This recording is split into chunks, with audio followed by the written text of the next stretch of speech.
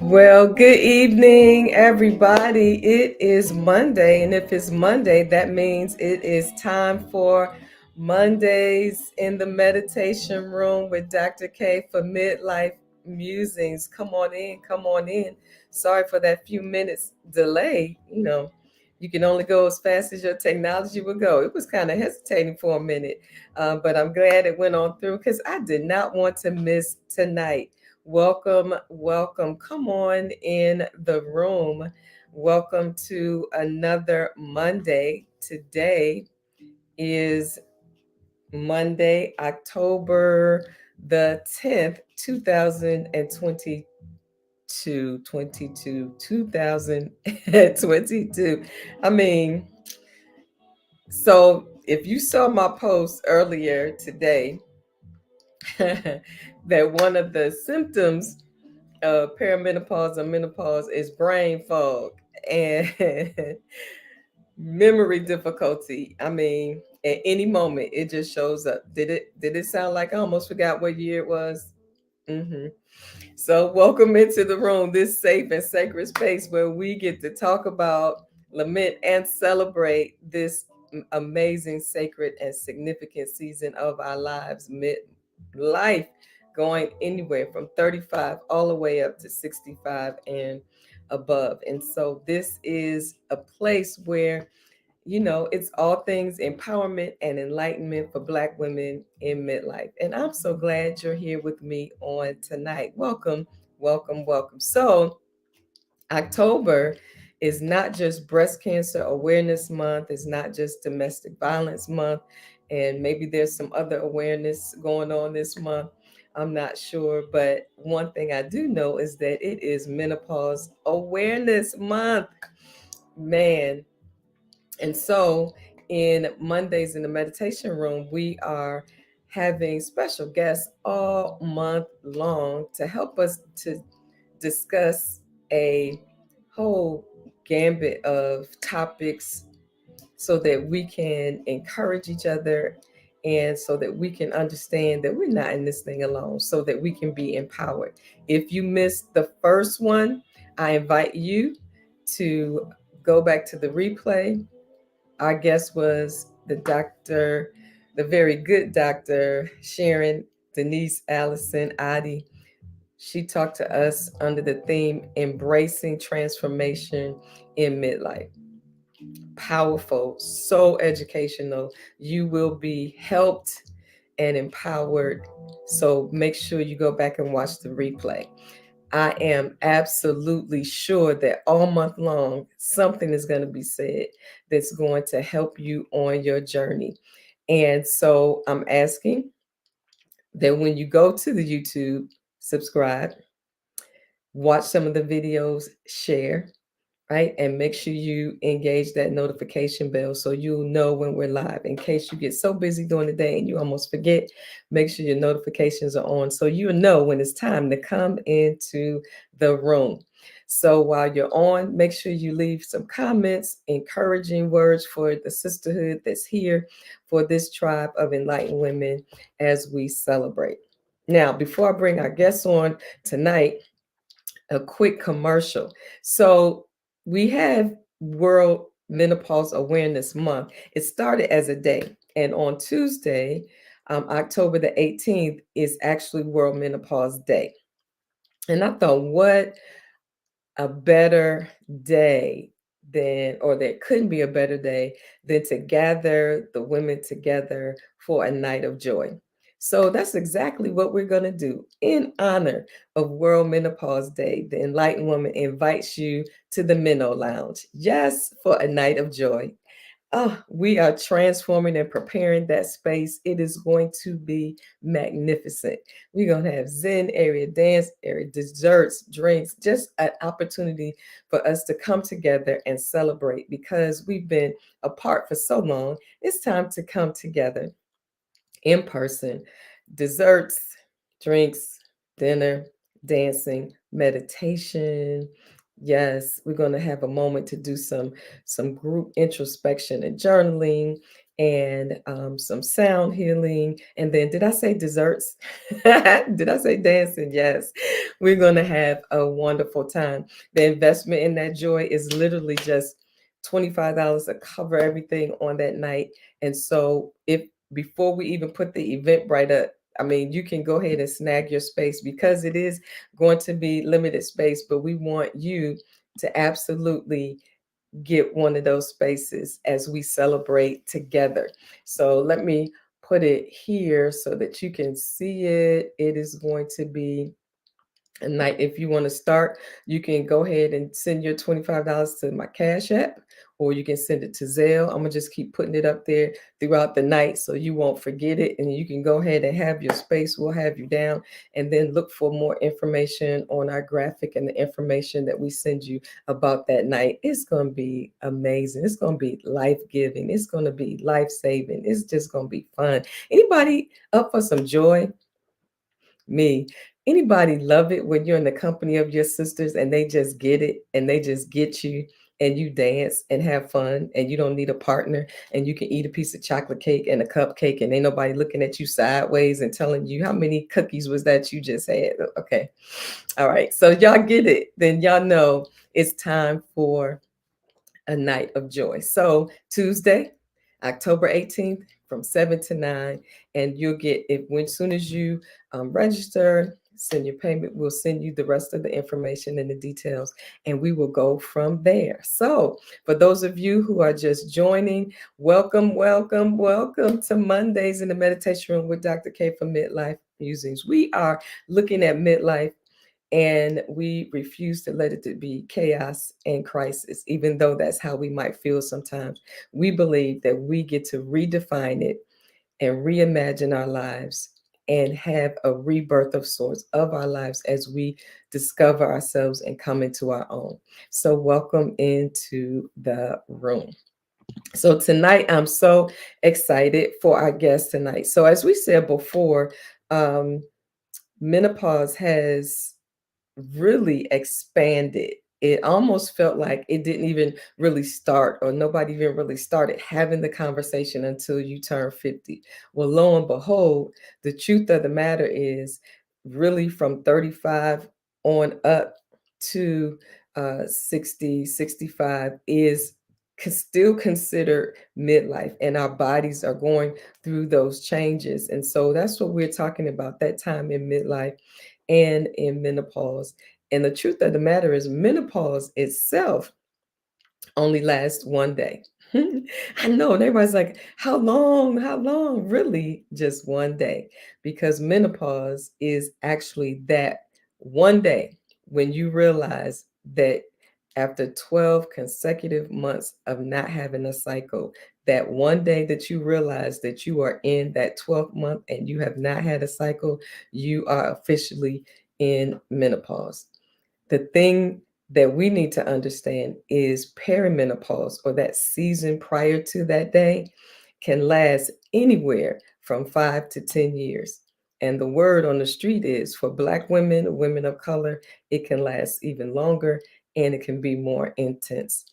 Thus, Mondays in the meditation room with Dr. K for Midlife Musings and the resources that we offer. And so to help us navigate it so that we can thrive, not just survive through this season. So we started last Monday with Dr. Adi, and she was so informative and so helpful. But I also wanted to have a conversation with women on the other end of the spectrum, because we kind of often focus on 50 and up, and even really, between 45 and 65. But the truth is, there are so many women who are on the beginning end of that spectrum who are indeed being affected by perimenopause, which is that season when your body is starting to change and you're starting to feel symptoms. And so we wanted to have a conversation today.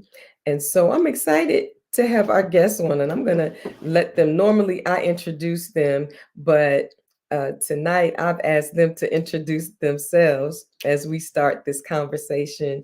And please feel free to comment, feel free to ask questions because this is a conversation.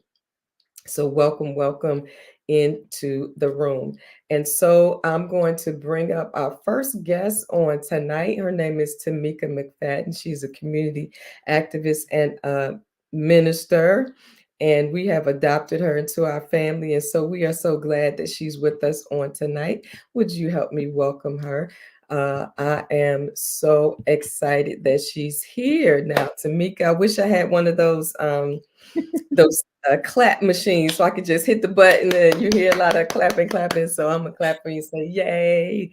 So glad that you are here with us on tonight. Our second guest is with us on tonight, Takisha Harris, who is a podcaster. You have to check out that podcast, the triple R's. And I always get the order mixed up. So you're gonna probably have to correct me when you come on, but it's righteous, ratchet, and real. She's nodding, so I got it right. So check out that podcast. And so let's welcome Dr. Takisha Harris to the platform. Yay! That's your stadium cheers and claps and claps. Thank you both for joining me in this very important conversation on tonight. Because it actually takes some courage to have conversations that have been pretty much um, conversations that we, kind of taboo, just like mental health and all of that. Talking about women's reproductive health is kind of a hush hush type of thing, but I'm so glad that it's becoming the norm. And thank you for helping me make it the norm. So I want to let everybody know they didn't come up with this topic. I came up with this topic. Is it just me? The perimenopause experience. And I called it that because a lot of women are know that something is happening, but they don't know what it is, and sometimes think they're the only one that's going through it. And actually, that could be the case all the way through. Is it just me?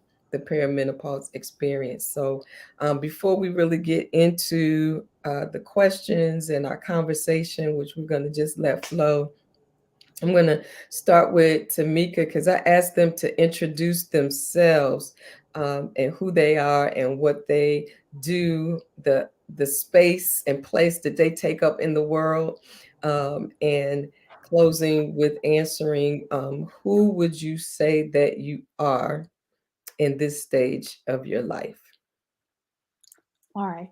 Well, Dr. Kelly, thank you once again for having me. And I definitely am so grateful that you all have adopted me into your family. Um, um, I am, I like to consider myself to be a community advocate and activist. I assist with and assist different agencies within Prince George's County and the district with our unhoused neighbors and persons in crises.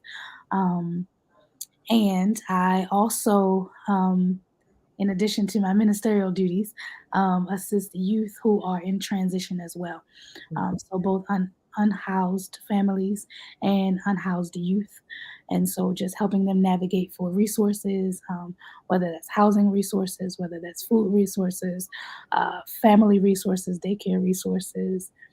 I'm in essence a navigator in that regard. In Mhm. that regard, and so just making sure that persons who are the most vulnerable are able to have the same access to resources that those of us who may be a little bit more privileged have. Mhm. So, Awesome. So if you talk about yourself mhm. outside of what you do, who would you say that you are in this stage in your life? What would you say about yourself? How would you describe yourself? I think I would describe myself in this particular stage. Um, I'm in the particular stage of my life where no is a complete sentence. and Mhm. I don't have to explain myself.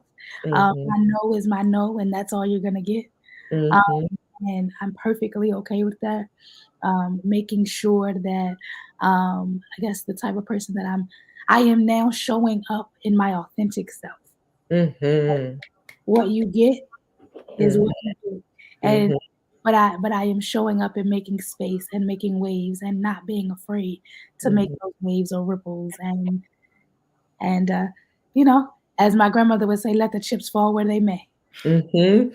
That's good. That's so good. Would you say that that place that you are now, was it a hard fought journey, battle place? What would you say was the impetus or the catalyst to shift you into that place? Mm. To be honest, I think the catalyst was me being tired of always being the one saying yes and Mhm. Oh, watching that's so good. everyone else say no and not feel bad for their no. Mhm. And knowing that I may not have wanted to do something, Mhm. and yet, seeing that I was the one that had the responsibility because nobody else decided to say yes. And I was just like, "Well, my no can be my no too." Mhm. One day I started saying no, and it felt very liberating. That is so good. I love it. That's a perfect segue for you, Doctor. That's my question for you. How would you introduce yourself? Who would you say that you are in this stage of your life? I would say that I am learning to be authentically me. And so worrying definitely less about what people think about me, but I'm also I guess discovering, not rediscovering, but discovering a braveness in me and a Mhm. courageousness to go ahead and stop living my ideas out in my head and thinking about the ways that they may fail and just saying, okay, you know what? They've been here. I've watched other people do them and I didn't do them. So I'm in this stage of my life where I'm really leaping. And That's the other thing good. is that I'm really sure about what I want. And so therefore I recognize that I am the one. I know that sounds really bad as a minister, but I recognize that I am the one who has to do, the things that I need to do to bring about what I see and what I want. That's good. I'm loving it. I'm loving it. Thank you. I love it. You got some agreement on that. Tamika, Dana says no, period. Not just period, Period, but Period with the T on it. It just means a little bit more. It just adds a little bit funk on it. That's all. That I love it. So we're having this conversation tonight about perimenopause and bringing it home even a little more is that coming into that season where your body is changing and you begin to have symptoms that sometimes seem real or not real because you're like, what is happening? Is this real? Am I really like having trouble sleeping? Am I really, going through irritability? Am I really, having, moments of inner combustion, and all of the above. We just have different, and it shows up differently with different people. I don't know how I felt about Dr. Adi saying last week that there's some women that just breeze through it that don't have it. And I was like, really? Who might those women be? I want to meet them. And I'm a little jealous that there are some women that go through this season and don't really have any difficulty or challenges. So let's first talk about what was or is your experience, your knowledge or conversations you've had about midlife, perimenopause, or menopause. We'll start with you first this time, Dr. T. So I remember when my mom started to go through the change of life, and I guess she was in her 50s. I'm thinking it was around that time. Mhm. And I just remember her telling me that she wanted me to know um, well, actually, let me back up a little bit. I remember noticing my mom, who really was kind of even keeled and didn't really snap at you, just begin to snap. And now she's like, well, there was a lot going on in my life. So I don't know if it was that or not that, but I remember being like, we don't joke with mommy. Like, that is not what we do right now. We don't joke with her because we don't know what joke is going to be read wrong and she's going to, lose it. So I remember that aspect of just witnessing it. But the conversation that she had with me was not that time. It was actually later. So it was probably in her 60s. And she just told me, so y'all, can we be real? Like, okay. Sorry, mommy, you're watching, but we're helping other people. But I remember the only thing I can remember her saying was that her vaginal consistency changed. And so she started to have like itching and had to go to the doctor for that. And they gave her medicine. And so her thought to me was she didn't know what was happening. She went to the gynecologist like confused as to what was happening. And so she never knew what happened. And she wanted to ensure that I knew what it was. She's like, just in case I'm not here, when you start to go through it, just know that this is probably what it is and go to the doctor. And so I think that that's the extent of what my mom told me about it. I think I'm learning more, not think, I am learning more based on what you're doing and what you're sharing, Pastor Kelly, and then having another friend who is actually, the doctor told her that she, based on the blood work, that she was in menopause. And so we've been kind of talking about that and just some of her experiences. And so that's it. I think that's my world and knowledge right there. Do you sense any of that happening in you? I do not, but when you talked about the brain fog, I think that was the thing. I was like, is this is this what's happening?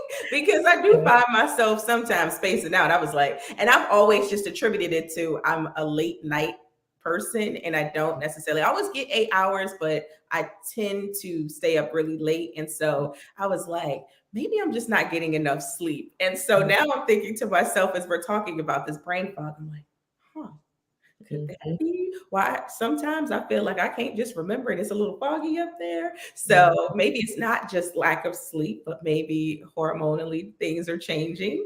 So that, and then Janelle and I always joke about this part. Janelle, for those who are watching and that may not know, is my best friend. And we joke about getting hair. And I was like, that there was definitely like, oh my God. And I knew that it would happen when your estrogen starts to drop. So that there was, yeah. One of my first lives I did, I, that was what I talked about. I showed my pink tweezers. I said, you need a pair of tweezers in your purse, in your bag. Carry your tweezers because you never know when you look in the mirror or you pull up to do a selfie and you're going to see a piece of hair. You just need to tweeze it right on out. So this will be your best friend, your tweezer, when you start seeing hairs in places that they weren't before and they not friendly and they not nice. And so, yeah. That is it. What about you, Tamika? What was or is your experience, the knowledge you've had, conversations about midlife, perimenopause, menopause? What has it been like for you? So it's funny that we ended on this the chin hair, right? So I was picking one today, and I'm still picking one because it's not. I tweezed it earlier, and I promise you, it came back today. But that was the first encounter I had because my grandmother raised me, and so I would one day I remember walking into the bathroom with her. Well, she asked me to bring her tweezers. And I was like, okay. So I brought her the tweezers. I was like, what are you doing? She was like, come on, pull his hair. I said, oh no. I'm not putting nothing on your face. What is that? And why is it there? And so and so that was kind of our conversation, but she never shared with me. She said her initial statement was, it'll happen to you too when you get older.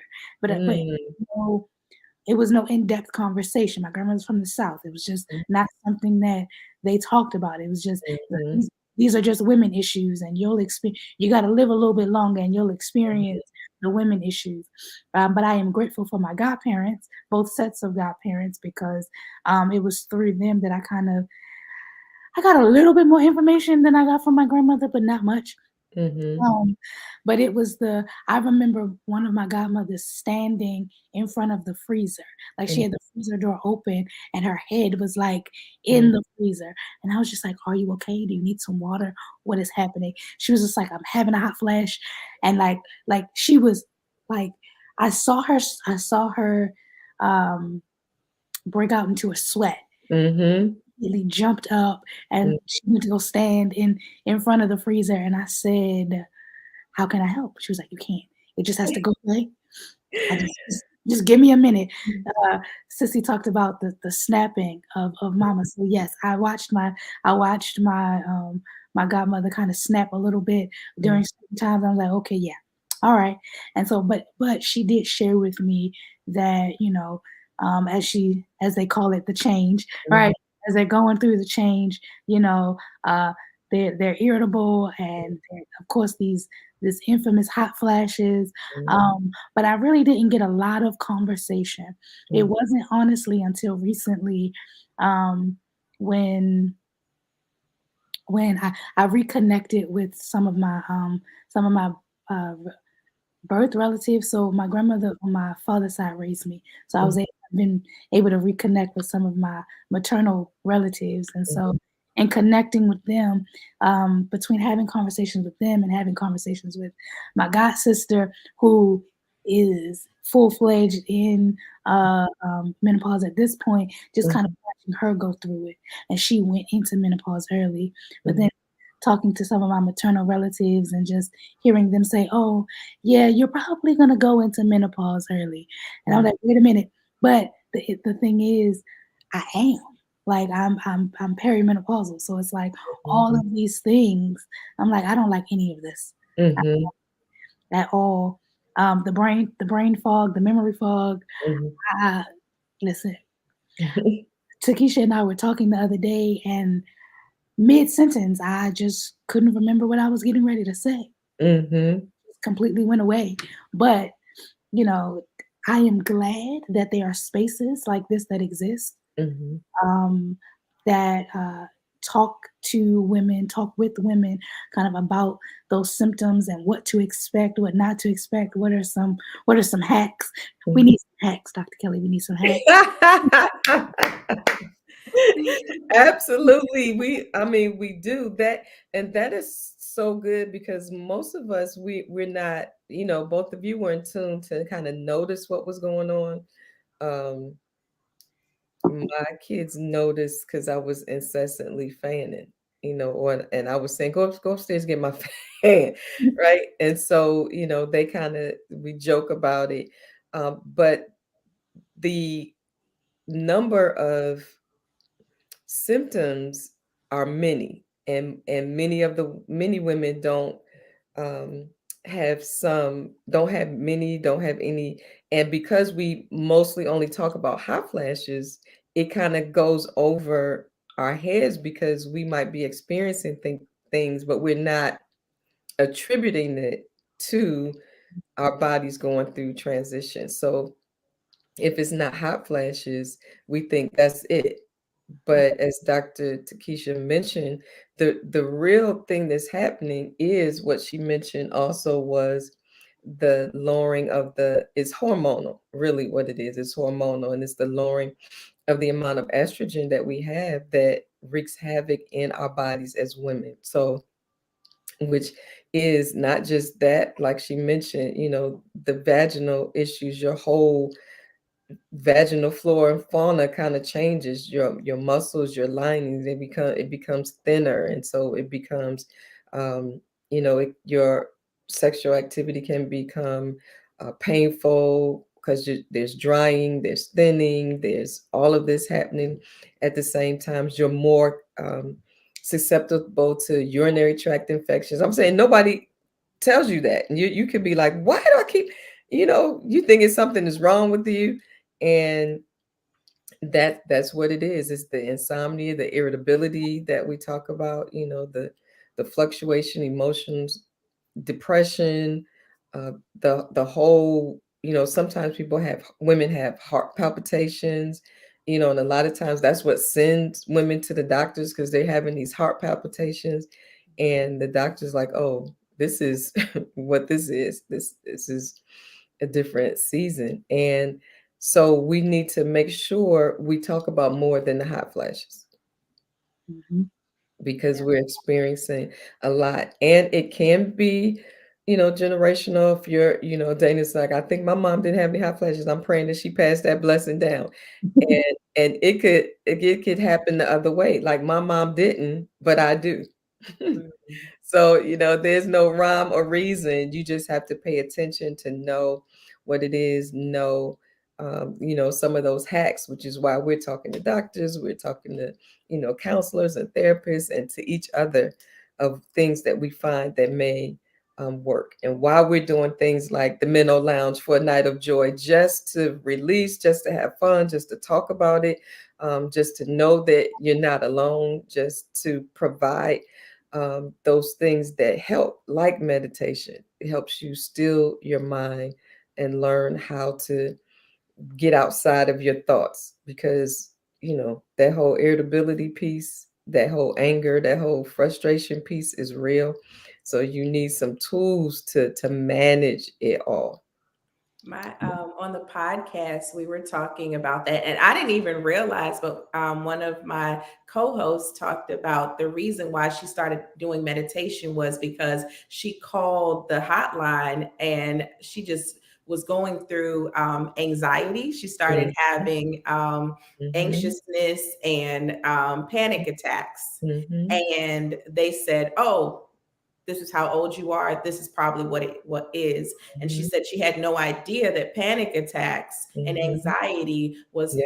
an aspect that comes with actually going through menopause or perimenopause. And so then, because of that, they told her to try meditation, and it was meditation that helped Mhm. her still and be able to go through that phase.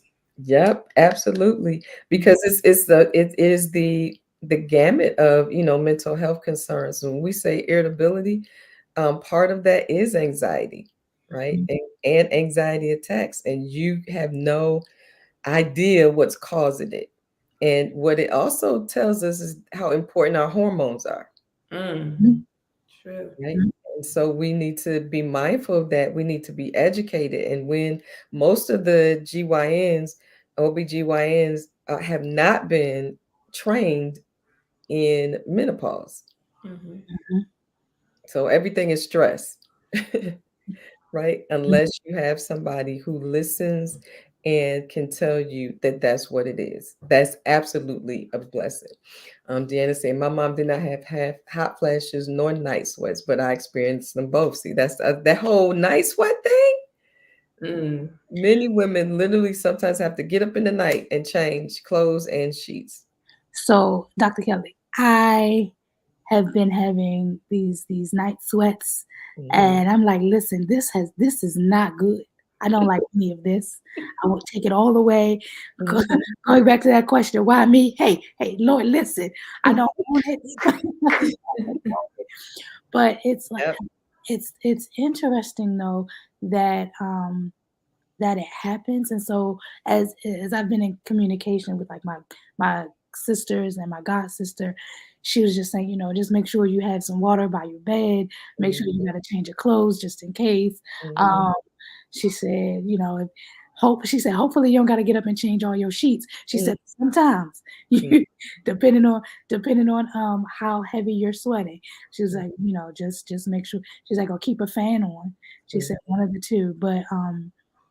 But it is just interesting to know that to know how everybody's experience is different, but how we can learn from each other's experiences Mhm. and hold each other close as we are going through Mhm. those experiences. as you all are on the beginning end of this whole continuum, because that is a, like what we were saying earlier, a lot of times we just focus on 50, when you get 50 and above, but the continuum is a lot longer than that. And one book I came across and I was like, oh, this is great. But can I tell you, the author, she was a young white woman, but she was saying that she wrote the book because she realized that her friends were all in the 35 to 45 range, and that they were feeling disaffected, they were feeling disconnected, they were feeling unfulfilled, they were just plain unhappy, some were depressed and just going through things physically. And just realizing that going to the doctors and then having someone tell them that at that age, between 35 and 45, they were experiencing perimenopause. And it was a shock. It was a shock to their system, and wondering if it was an overall kind of um, lived experience for women between 35 and 45 that nobody was really paying attention to. Mm. Mhm. Honestly, I think it's still happening, right? Like, I definitely think that it's not an one, as you said, there is not a lot of research, there's not a lot of conversation around it. Because even when I went to the doctor and I was sharing, some of my symptoms and some of the things, originally, my primary was like, "Oh, no, you're fine. It's just stress, your job is stressful, you got all of these things happening." I was like, "No, this is more than stress." Mm-hmm. So then I shared the same thing with my gynecologist, and my gynecologist said, "Well, do you know how old your mother was when she went through menopause?" And I was just like, "Yeah, she was young. She was in her late 30s when she started, like late 30s, early 40s." And she was just like, "Really?" And I was like, "Yeah, yeah." She was my age when she started, right? Mm-hmm. She was in her late 30s when she started, and some of my aunts started early as well. And so she uh she said, "Okay, well, let's do some other things." They ran some blood work, they ran all of these things, and it was like, "Oh, we think you're right."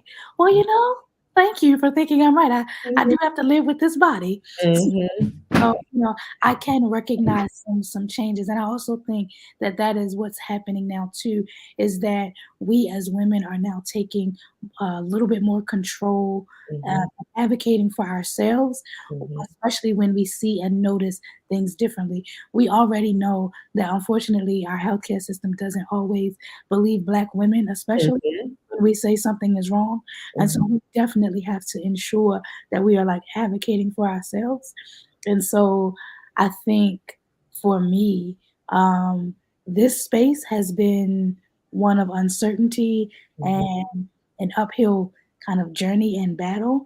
I Mm-hmm. am grateful that my doctors are all Black women. Mm-hmm. And so for me, that is a plus because cultural competency is a thing. I cannot talk tonight. That I I get it. I like that. I like it. but I appreciate the fact that they understand and that they are able to help advocate with and for me. Mm-hmm. Dr. T, what you thinking about that? Well, one of the things that I think that Tamika and I share in this aspect is that when you think about menopause, you think about the cessation of being able to have children. Yeah. Mm-hmm. And so for us not having children yet, it, like that word is very, very scary to Mm-hmm. hear because I associate menopause with that's it. The, the hope is gone. And so that has been, I know, part of our conversation with our doctors is that aspect of the fact that even though we may be having symptoms, that it does not mean, like we're still having cycles. There's still eggs, obviously less eggs than, if we were earlier in there, but that there's still, the hope that Mm-hmm. exists for, one God look, Mm-hmm. that's what I'm gonna be a minister because Mm-hmm. God can do all things, but also just, with medical science and them helping us work through the process. And so I think that for us naming it within this particular age group is very important, that it is not the end of the possibility of having children. Mhm. And it it does help to know that there is hope, that this is not the end. It Mm-hmm. also it also is hopeful when you have persons advocating, Mm-hmm. and also knowing what your numbers are. That's something that Mm-hmm. Takisha and I also talk about often, like making sure that we, if we have to go to the fertility clinics, just making sure that we know kind of what those numbers are, and you know what are the viability of eggs, and Mm-hmm. and what we need to do, and if there's a timestamp, what's the timestamp. Now I don't know, that might just be Sissy and I, because that's how we process. We need to know. We have to know time frames. Mm-hmm. But we do recognize, as Sissy said, that God can do and God will do, and Mm-hmm. so we're holding on to that. So. I think that should be, a larger part of the conversation. Both of those things. One, I have things that I'm not necessarily ready to talk about, but things that I feel that I'm being led to do as it relates to Black women and our reproductive health, starting with our girls when their cycles start, Mhm, right? Because no one is talking to us all along the way mhm, of what we should be doing and what we should know as it relates to our reproductive health, especially because it hits Black women differently mhm, in Mhm. all of those seasons of our lives. And listening to you talk and it is so apparent that it is important. One mhm, of the things that Dr. Adi was saying and that she had shared before was that just saying to women that you are born as a female with all of the eggs you're ever going to have. mhm. I was like, wait, it's not something you think about, Right. that Right. when you're born, that there's not like a reproduction, Mhm, of our eggs as we live, right? mhm, Then it will empower us to make certain decisions about our lives and how we will govern ourselves and how we will guard our reproductive health, mhm, right? We will make sure we're seeing our GYNs early, and mhm, that we have that conversation if we want to have children early on. Can you tell me what shape my ovaries are in? Can you tell me what shape my uterus is in? Can you tell me what my fallopian tubes look like? Yes. What should I be doing? What should I not be doing? mhm, Having those conversations if I'm having fibroids, or if I'm having pain, or if I'm having heavy cycles and with a lot of pain. I need somebody to investigate that mhm, and not wait until you then call and tell me you got to take it all out. What? Yes. But I've been telling you for 5, 10 years, mhm, right? And then, just like Tamika was saying, empowering and advocating for ourselves that, okay, then you're not the one. I need another doctor. mhm, mhm. Yeah. Yeah. And so this conversation is so powerful, and I want to thank you all for sharing it. That which was why it was so important that we talk to women on all the levels of continuum, of perimenopause and menopause. The second thing is I'm grateful that you are talking about the hope of it all, because when we think about what menopause was, we only think about hot flashes, right? Or women being mad. And then when we think about it, then that we also think that that's the end, Mhm, right? And so that creates a level of angst and anxiety and pressure, and pain, to think, oh my gosh, if your doctor says you're entering perimenopause, then what? That we automatically would go to it's over. mhm, But we need those conversations to talk about is not. mhm. And I think language is important too, because even when we think about perimenopause, and even when we think about women who are in that 30 to 35 to 45 range, um, gynecologists, when they get pregnant, they call it geriatric pregnancy. And so it's like, wait a minute, wait, what? Like, can we not call it Right, geriatric pregnancies? right. You know, can we just say that you're Geriatric is pregnant? your grandmother. You're like, Exactly. I'm not there. I'm not there. Well, that to me, thank you for saying that, because language is so powerful. I mean, we know that, right? That we create emotions and thoughts with the words we say. And Mhm. so I think we should advocate for them changing that word, because they never call men geriatric anything. Right, right, right, right. right.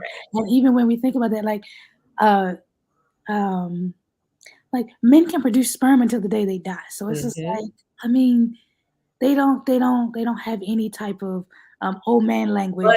but their quality of Oh, sperm Hmm. changes, and no one even talks about that, They don't talk because about even it. when it comes to women and us finding that, especially in this part of life, when pregnancy isn't happening, we often take it on ourselves and think that it's us, and not realizing that their sperm and Hmm. their sperm count has changed as well. Hmm. And so when we talk about the whole idea of educating ourselves and having those conversations very early, I wish that I would not have waited as late as I did to have those conversations with my gynecologist, but it was just not something that they did.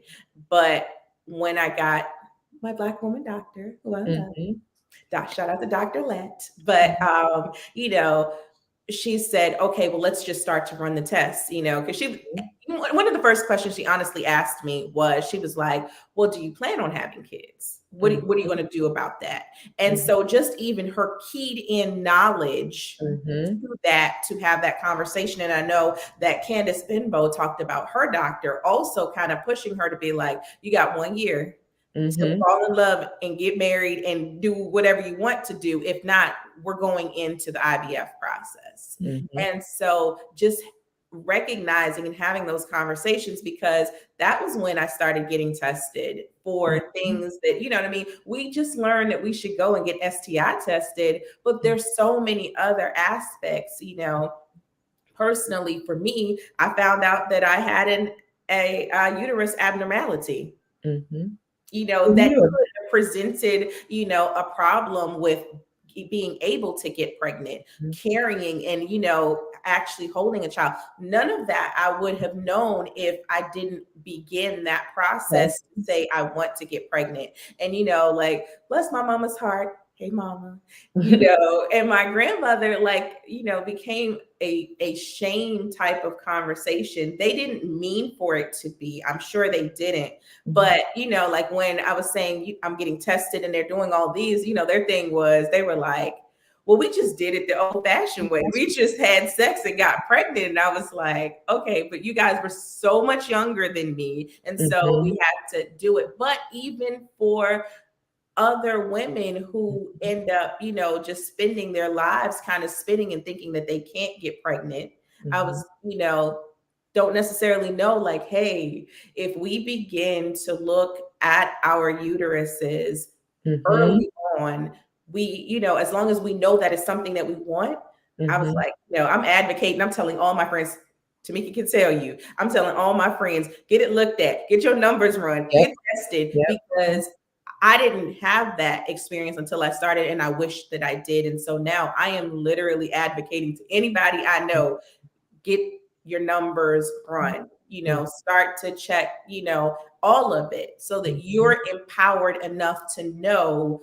what you want to do from that point. Mhm. Because, you know, and I'm here for it. One of my girlfriends did it. And I've told other friends, if you feel that you are financially capable Hmm. of actually doing it by yourself, Hmm. recognizing that you run up against a wall, do Hmm. it. So, Absolutely. Absolutely. Because we don't think that we have options. We don't think we have choices. We don't think there's things that we need to do. My goal is to develop something that empowers and teaches girls from the moment they have their first cycle Mhm. all the way through. mhm. Right? And so I do know I'm on social media, so I'm not sharing everything, because people like, ooh, I'm I'm grabbing that. thank you. Right, like, no. But I'm glad you said that, Dr. Kelly, because I remember, so growing up, well, first of all, I know we're being real, but so like I started my cycle at like 8 or 9 years old. Mm-hmm. Mm-hmm. So, so like I was young, right? And Mm-hmm. so 8 or 9 years old, you don't. My grandmother didn't tell me. She just said, "Oh, okay, well, come on, you done started. We gonna help." Mm-hmm. But like my some of my godparents, well, my godparents, their, I guess, nieces, Mm-hmm. um, would start throwing period parties Mm-hmm. Mhm. for the younger girls in the family who Mm-hmm. started their period, so that they could have the conversations with them that Mm-hmm. their parents and grandparents didn't have. Mm-hmm. And Yeah. so like I've been doing the same, with my nieces and my female cousins, like, hey, listen, y'all, come on. And of course they're like, Auntie, we don't want to do this. No, no, no. Listen, we Mm-hmm. gonna have this conversation. And then Mm-hmm. that way, when you got questions, you could come and ask me. If I don't know the answer, we're gonna find the answer together, and Mm-hmm. we're gonna grow this together. But it's something that is not talked about. The woman's body is not talked about enough. Mm-hmm. Yeah. And Well, it's that's because it's always been vilified as, sin and Right. temptress, and, and so there's nothing celebratory about that. And there's so much shame. It's couched in That's what I so was much gonna say. shame, yeah. um, that we are ashamed and we live in shame, and we don't realize how subconsciously Mhm. we live in shame about that. And so thank you. Then I'll put your name down as a consultant as we begin to move forward in that project. Okay. But we do, and that is the other thing that we need to understand for ourselves as Black women, that, like we said earlier, we start our cycles earlier. So that means that the time frame of our bodies going through what it goes through, month after month, month after month, year after year, and the difficulties, and then even going into perimenopause and lasting longer with more intense symptoms, then that means it's putting more stress also on our bodies. Mhm. Mm. And because some of the diminished hormones in terms of estrogen, can cause heart disease, the whole osteoporosis, other things that begins to happen that we aren't taught to mitigate early enough with diet, Right. right? And exercise, because those things are going to come, and how we can, hack it. And so we're talking about that. And even though we're learning late, it's not too late. Right. It's on time, and to talk about it with hope and celebration, and that you're advocating for yourselves. That's what I want our sisters to hear, whether they're watching it now, watching the replay, that being in this age range and being told that your perimenopausal is not the end. You just have to find the right doctors and the right tribe around you, the right support to help Mhm. walk you through those stages. And then know that you definitely have the the agency to make decisions for how you want to proceed. You don't Mhm. have to get approval for however you choose to proceed. Mhm. And we need to understand that there's help and support for however you choose to proceed, right? And that we have this conversation.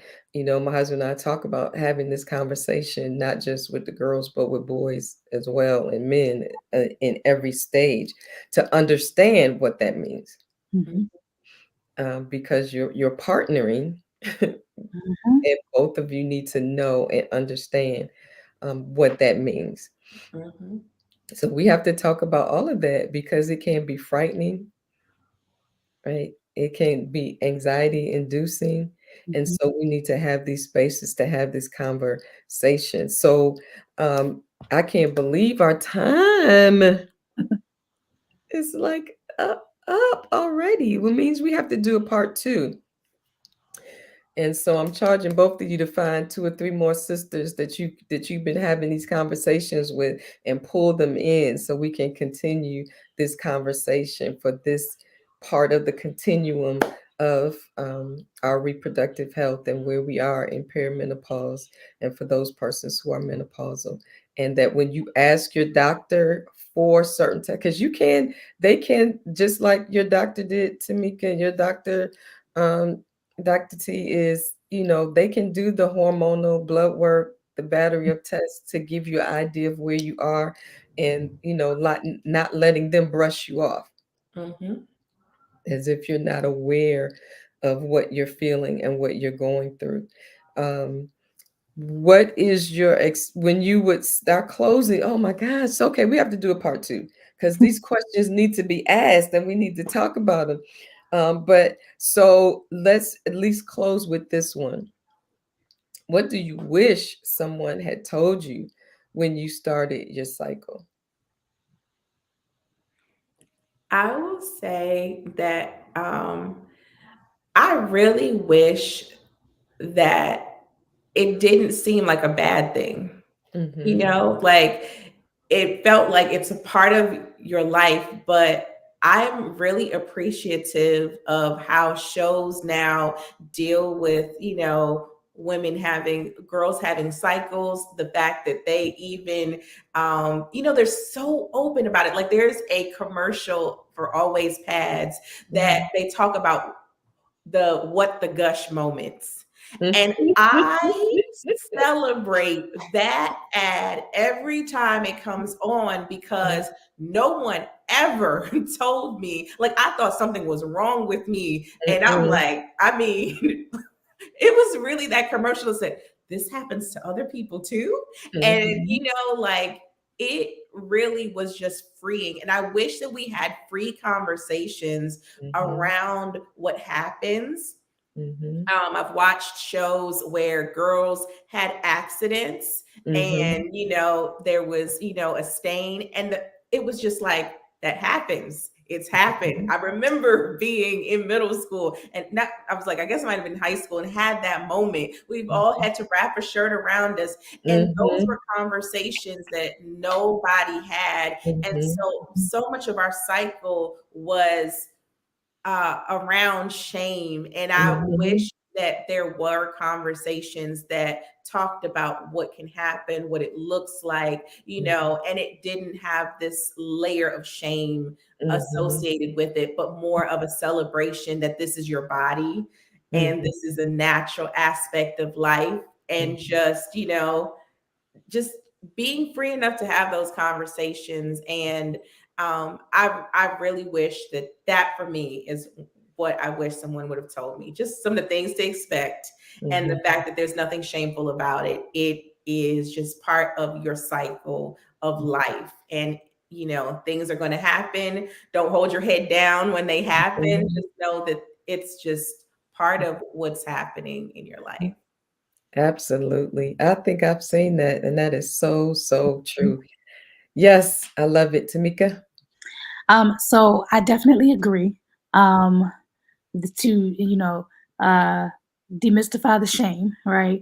But also, I think to believe us when Mhm, we tell you that we're in pain, mhm, mhm, Mhm. and recognizing that some most of our pain or all our pain is different depending on the body that we're in.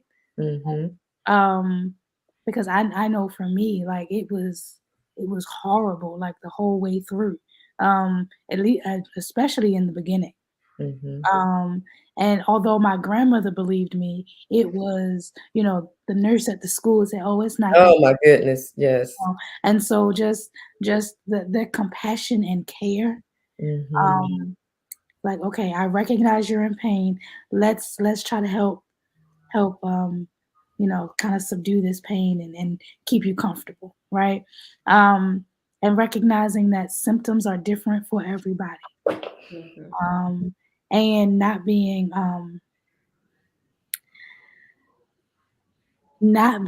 overwhelmed by the mhm, symptoms, but just making sure that you have the information and the knowledge to share, to say, okay, we know that this happens with you. So have a care plan in place, I guess. Mm-hmm. I'm all about care plans right now. Just having a care plan in place to say, okay, she started her cycle. These are some of her symptoms. This is what happens when, she gets this way, or, just something in play Mm-hmm. for That is so good. Can They I just those add both of one thing it. to what Tamika Yes. said, that when she talked about the care plan, it made me think Yes. about, I wish that there was more talk about holistic care Mm-hmm. when you experience your cycle, because I felt like I've kind of like hacked it and discovered my way into things that work for my body. Mm-hmm. But there was no, like, when I started my cycle, nobody told me heating pads are your friend, like Right. nobody told me make some ginger tea. Like those Mm-hmm. are things that, I've kind of discovered along the way. So Mhm. Both of y'all putting J- him on the list for my consultants as we build this. I'm just so excited. So just get ready for part two. Go ahead, call your girlfriends up that y'all been talking to, that y'all keep referencing here, and tell them to join you when we get ready for part two. Okay. And because what we're really talking about is, and I'm going to make up a word, but what we're really talking about for us as Black women in particular is that we are decolonizing this process of our womanhood and depatrializing it, patriarchalizing it. we're decolonizing it. And y'all scholars, theologians on here, help me figure out how to pronounce that word. We're depatriarchalizing Go archalizing it. don't get me. Dr. T, you got this one. You got you got this one. That's literally what we're doing. We're you know for both of that and beginning to own it and create it for it to work for us as women and girls. And that's the process that we want to go through. And Tamika, when you talked about the school nurses, I just thought about a project to reach out to elementary schools to see what the nurses are equipped with Mm-hmm. to help when a young girl does that. What do they have on hand? How are they handling that? What do they do? And can we provide them with a care package or plan or something that they can give to a girl in that moment, not just, oh, here, put this on, go back to class. Right. Right. That's traumatic Very much so. in that moment. And then how do we go from there? Mm-hmm. Yes, and yes, and yes. So let me share two resources that will help you hack. One, the Enlightened Woman. Inspiration and reflections to rediscover the joy of being you in midlife and beyond. I laughed at myself as I wrote that chapter of the angst of beginning your cycle and being in school and all of that. But I also want to share. I'm excited on the 24th. One of our guests will be Dr. Deborah Whitehurst Brown and her colleague, Dr. Joy L. Ballard. And Dr. Ballard um, was a practicing OBGYN, but recently is no longer practicing, as she has started her own business as entrepreneur. She has what she's called herself now the menopause mogul. She's literally coaching and mentoring women in midlife to how to navigate their symptoms as they build businesses or as they become entrepreneurs. And her book is called Loving Me, Myself, and Her Through Perimenopause and Beyond. I was like, well, are we twins? What is going on? Mine is like inspiration and reflections to rediscover the joy of being you in midlife and beyond. And she's loving me, myself, and her through perimenopause and beyond, which means we have hope for our future, that's not just it. So those are some resources, and I'm excited to welcome her to the room on the 24th.